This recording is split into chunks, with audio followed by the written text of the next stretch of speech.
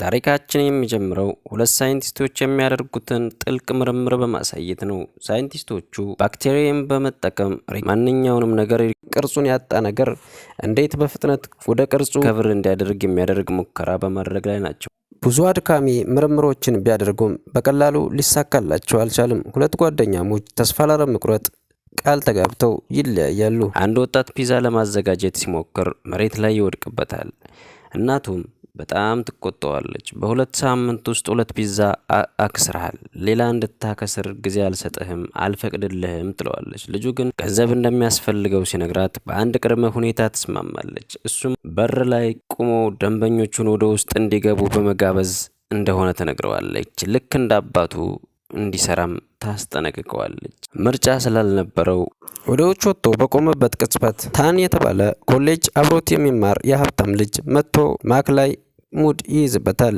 የታን ፍቅረኛ ሱዛን ማክን ተወደው ስለነበር በጥሩ ፈገግታ ታበረታተዋለች። ከዚህ በኋላ እንደማይወጣ ለእናቱ ይነግራታል። እናቱ ግን አባቱ ሲያደርግ እንደነበረው እያደረገ ቤተሰቡን መደገፍ እንዳለበት ትነግረዋለች። ማክ መበርታት እንዳለበት ይወስናል። በሌላ በኩል ሁለቱ ሳይንቲስቶች ወደ ላቦራቶሪያቸው የተለመደ ምርምራቸውን ለማከናወን ሲገቡ በጣም አስገራሚ ነገር ይመለከታሉ።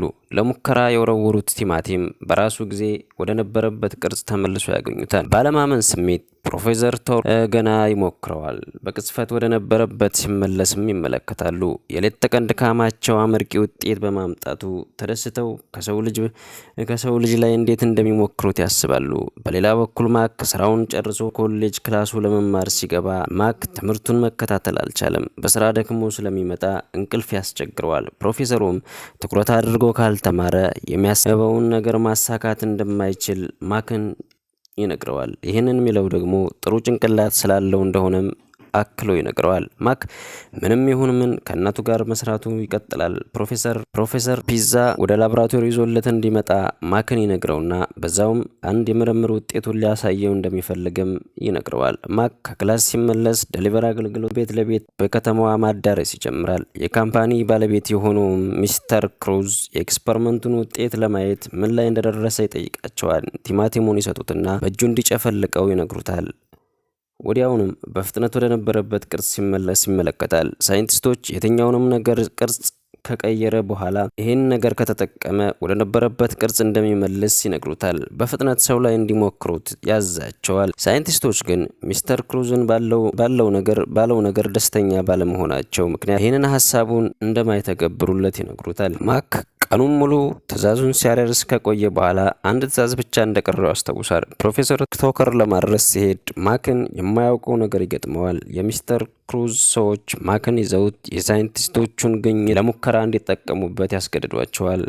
ፕሮፌሰር ቶከር ግን ይህን ነገር ለማድረግ ስላልፈለገ ይሸውዳቸዋል። አንደኛው ፕሮፌሰር ከወንጀለኞቹ ጋር በመተባበር ይሰራ ስለነበር ለወንጀለኞቹ ቲማቲሙን ይሰጣቸዋል። ድንገት ከእጃቸው ሲወድቅ ወደ ነበረበት ቅርጽ እስኪመለስ ሲጠብቁት እንደተሸወዱ ይገባቸዋል። ወደ ነበረበት ቅርጽ አይመለስም። ፕሮፌሰር ቶከር ሸውዷቸዋል። ፕሮፌሰር ቶከርም መርፌውን ቲማቲሙንና ማክን በመያዝ ለማምለጥ ይሞክራሉ። በዛ ቅስፈት ላይ ወንጀለኞቹ ይተኩሱባቸዋል። ፕሮፌሰር ቶከር ትከሻውን ይመታል። በዚህ ሁኔታ ላይ ያለ ማክን ይህን መርፌ ይወጋውና ቲማቲሙን እንዲበላው ይነግረዋል። ይህን ሲያደርግ ለመጥፎ ተግባር እንዳይጠቀምበትም ያስጠነቅቀዋል። ፕሮፌሰር ቶከርም ኬሚካል ከኪሱ በማውጣት ወንጀለኞችን አፈንድቶ ኬሚካሉ እንዲፈነዳ በማድረግ ይገላቸዋል። እሱም መትረፍ አልቻለም። ማክ በእጁ የያዘውን ቲማቲም እንዳይበላው ጆን ቢያስጠነቅቀውም ማክ ቲማቲሙን ይበለዋል። ጆን ቲማቲሙን ለማስጣል ማክን ሲታገለው ማክ ከፎቁ ይወድቃል። በአስገራሚ ሁኔታ ማክ ምንም ሳይፈጠርበት መሬት ላይ ያልፋል።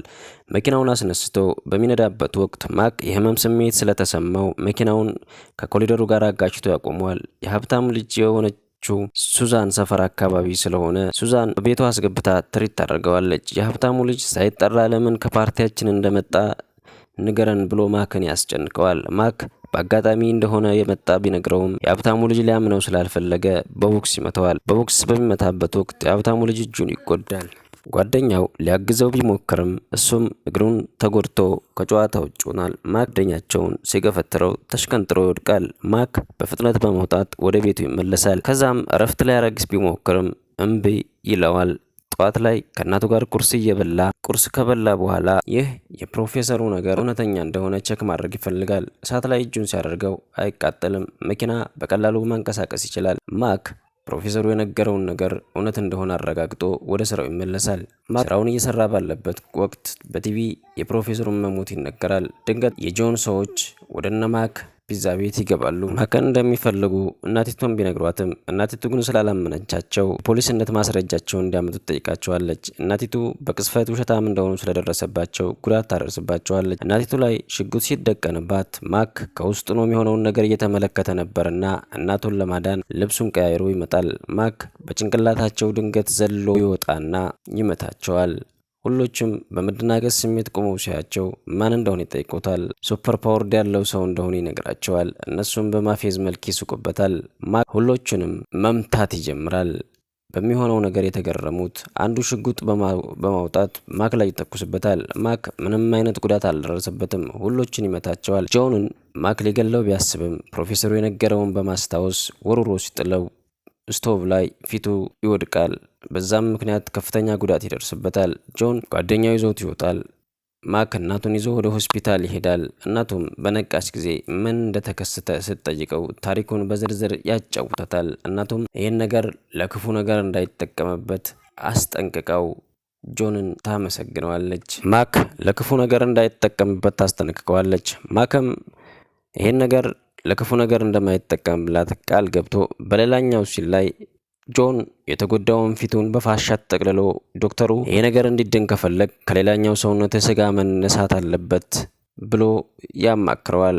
ጆን ግን የምትለው ነገር ግድ አይሰጠኝም፣ እኔ ይህንን ሰው መበቀል ብቻ ነው የምፈልገው በማለት ይዝታል። ማክ ወደ ስራ ቦታ በመሄድ እናቱ እስኪያገግማት ስራ ቦታውን ክሎዝ እንደሆነ ያሳውቃል። በዛ ወቅት የፖሊስ ኦፊሰሩም ይህን ነገር በሲሲቲቪ ካሜራ እንዳየና ምን እንደተፈጠረ ይነግረዋል። እሱም ያ የሱፐር ፓወር ባለቤት እንደሆነም እንደሚያውቅ ይነግረዋል።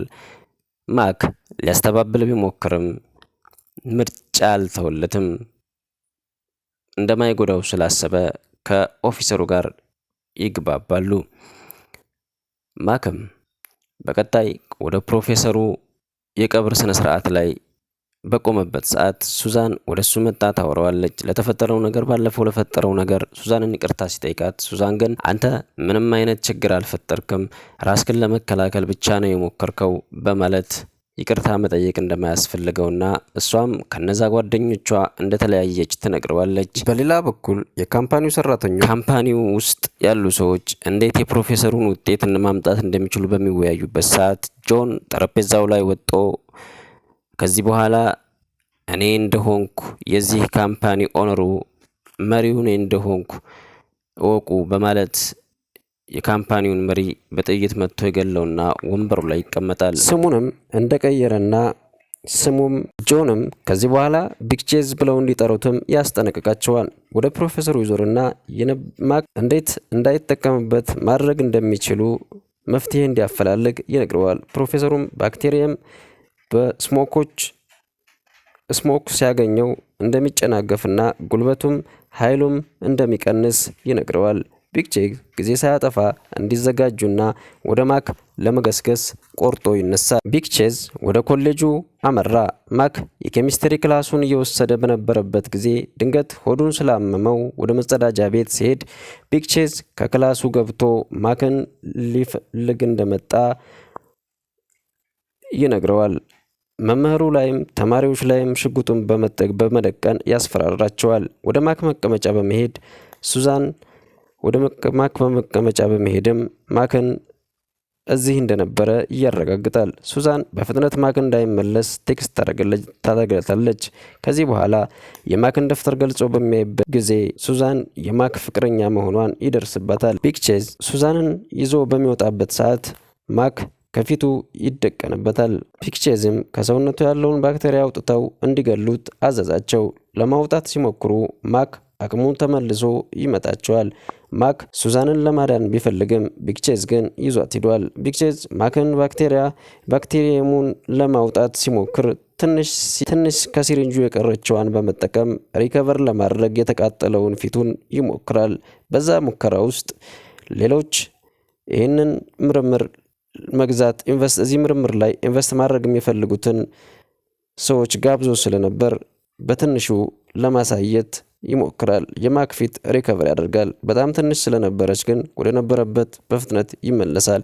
ሰዎቹም ይህንን ያክል ካዩ ኢንቨስት ለማድረግ ዝግጁ መሆናቸውን ይነግሩታል። ብቻ በፍጥነት እንዲያልቅ እንደሚፈልጉም ይነግሩታል። ማክ ሱዛን ወደ ታሰረችበት ህንፃ ይመጣል። ለካምፓኒው ዘበኛም ፒዛ ለማድረስ እንደመጣና ወደ ዳይሬክተሩ መግባት እንደሚፈልግ ይነግረዋል።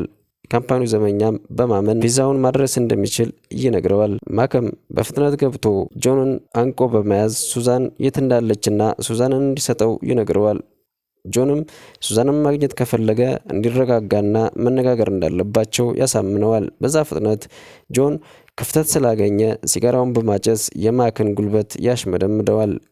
ማክ ጥንካሬውን ያጣል። በዛ ፍጥነት አስረውት የማክን ባክቴሪየም ከሰውነቱ ለማውጣትና መርዘው ለመግደል በሚሞክሩበት ሰዓት ማክ ለኦፊሰሩ እንዲያግዘው ከኋላ ሆኖ ከበር እንዲያደርግለት ነግሮት ነበርና ኦፊሰሩ በድንገት ይደርስለታል። ማክንም ያስፈተዋል። ማክ ሱዛንን ይዞ ይወጣል።